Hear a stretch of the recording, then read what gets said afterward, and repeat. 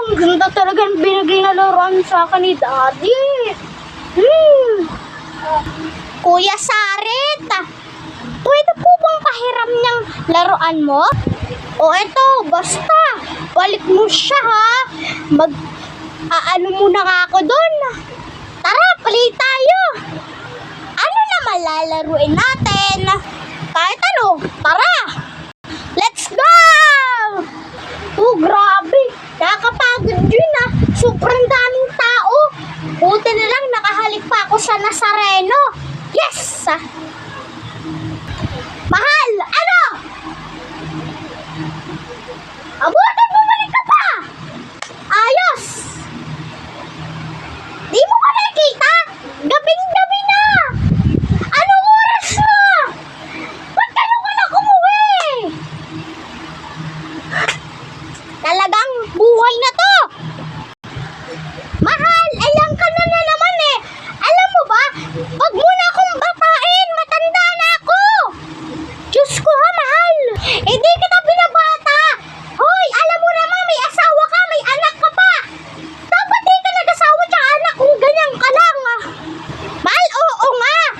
Pero, gusto mo ba akong mag-enjoy? Minsan lang to ha, minsan ha! Nagtratrabaho ko na maayos para sa pamilya natin! Pero, pwede naman ba? Yun naman yung pang-enjoy ko eh! Minsan lang to mangyari ha, minsan lang! Ikaw nga! Masarap na buhay mo eh no! Kanina nakita ka na natulog! Ako na gumawa ng gawaing bahay! Ako na naghugas! Ako na magtupi ng mga bata! Tapos, sasend mo na lang ako ng ganyan! Para lang ako bata kung umasta ka! Mahal, oo, alam ko! Pero, dapat umuwi ka muna lang! Umaga lang! Pwede naman matagal eh! Basta, umuwi ka lang na maaga! Diyos ko ka, mahal! O ngayon, grabe ka talaga, no?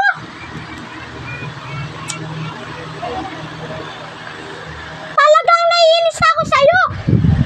Bakit ba? Ano naman ngayon? Baka nakakalimutan mo ako mas matanda sa'yo! Mahal, oo, alam ko! Ikaw mas matanda kaysa sa akin! Pero, wag mo naman ako sermonan na ganyan na parang bata lang ako! Minsan na nga lang gawin! Bakit? Ikaw lang dapat, ikaw lang ba reyna dito? My Diyos ko naman! Minsan lang ito mangyari! Ngayon ko lang na-experience tapos sasermonan ako ng ganito! Mahal, oo, hindi ka bata, hindi kita anak, asawa kita! Dapat umuwi ka lang man ng maaga! Pagdalik mo pa lang dapat umuwi ka na! Ano ginawa mo? Naglakbay ka pa! Tinapos mo pa yung prosesyon! Tapos, ayun, sasagutin mo na ang ganyan! Lakas ng loob mo! Ang lakas ng trip mo, no? Bakit? Mahal, isipin mo! May asawa at anak ka na! Oo, alam ko! Pero bakit dapat saglit lang ba? Ano ba problema? Ako na nga! Nagawa ng lahat! Ako na nga nagtupi ng kwarto mo tsaka kwarto ng mga bata! Oh, ano pa? Gusto mo ba? Ako! Yung katulong dito sa buong mundo! Dapat ikaw palagi masusunod! Minsan lang ito mangyari! Susulitin ko naman! Tagal pa na sa susunod nun!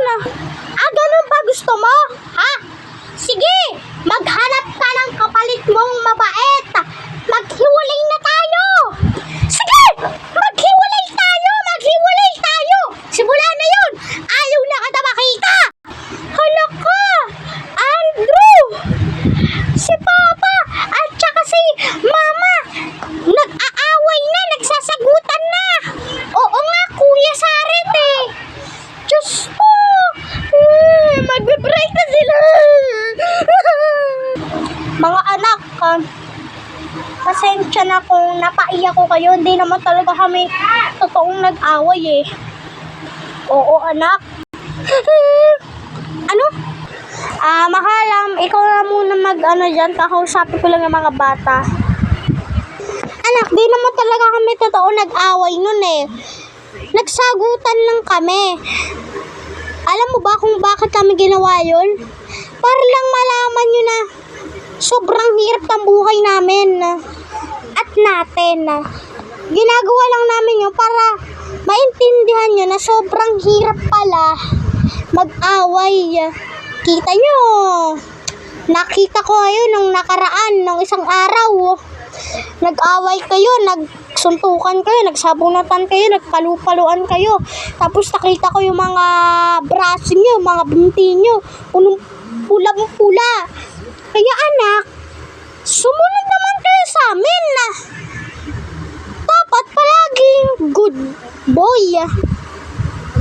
Kasi anak, alam mo ba na nung dating bata kami, madalas nag-aaway yung mga magulang namin, yung lola nyo. Madalas nag-aaway. Nag-aaway niya sa pera. Kaya anak, alam mo kung bakit kami nag-aaway o nagsagutan ng ganun. Pero hindi naman talaga kami totoong nag-aaway. Kasi gusto namin na malaman nyo naman na yung sobrang hirap ng buhay natin. Hindi naman tayo mayaman para magpabili. Dapat tama na ang pabili ng mga toys. Dapat inuunan ninyo yung pag-aaral ninyo. Kasi napapansin ko sa inyo na katulad yan, baksak kayo. Pasang awa lang yung mga grades nyo. Kaya dapat naiintindihan nyo kung bakit ba sobrang hirap ng buhay natin. Kita nyo nga, alam nyo ba kung bakit ko kayo pinapagalitan sa tuwing may kasalanan kayo? Kasi gusto namin na magtanda kayo. Gusto namin na maintindihan nyo na masama yung ginawa nyo. Katulad nun, nakita nyo, nagsinungaling ikaw, Saret, nagsinungaling ka. Sabi mo na may hinihingi pala mama mo ng 1,000 pero sinabi ko na wala pala. Dapat anak, naiintindihan mo yun. Wala nga nakakaalam pero may nakakaalam. Alam mo kung sino? Si Papa Jesus na nadidinig ngayon o nakikita niya kung anong mga maling ginagawa mo. Dapat makinig naman kayo. Kaming magulang dapat tama na muna. Pas muna saglit. Kasi syempre dapat magkaroon tayo ng pera. Hindi ko sabi magkaroon kayo ng laruan. Kita nyo nga, pinagalitan kayo dahil humihingi na naman kayo ng toys ng mami ninyo. Anak, kaya naman kami nagkakaroon ng pera kasi pinaghirapan namin yon upang makabili lang kami ng pagkain para makakain tayo. Gusto nyo ba na walang mangyaring kahain sa inyo?